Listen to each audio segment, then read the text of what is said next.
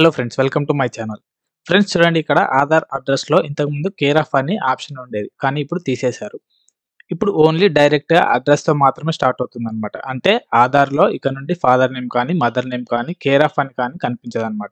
పూర్తిగా తీసేశారు. సో ఇప్పుడు ఫాదర్ నేమ్ గానీ, మదర్ నేమ్ గానీ, హస్బెండ్ నేమ్ గానీ కావాలంటే మాత్రం ఆధార్ సెంటర్‌కి వెళ్లి అప్డేట్ చేసుకోవాలన్నమాట. మరి ఆల్రెడీ ఆధార్‌లో ఉండే డీటెయిల్స్ కూడా డిలీట్ అవుతాయా అంటే అలా ఏమవ్వవు.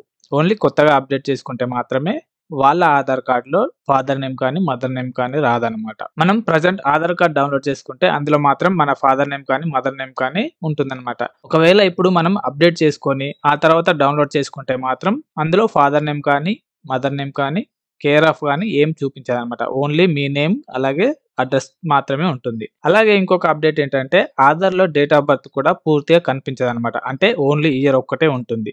అది ఎవరికి అంటే ఇప్పటి నుండి మీరు ఏదైనా ఆధార్‌లో అప్డేట్ చేసుకొని, ఆ తర్వాత డౌన్‌లోడ్ చేసుకుంటే మాత్రం వాళ్ళకి ఓన్లీ ఇయర్ ఆఫ్ బర్త్ మాత్రమే ఉంటుంది.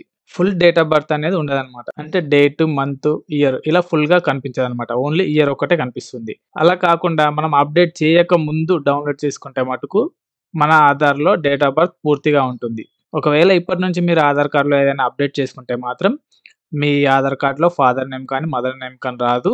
అలాగే డేట్ ఆఫ్ బర్త్ కూడా ఫుల్‌గా ఉండదనమాట. ఓన్లీ ఇయర్ ఒక్కటే ఉంటుంది. కానీ ఆన్‌లైన్‌లో మాత్రం డేట్ ఆఫ్ బర్త్ అనేది పూర్తిగా ఉంటుందనమాట.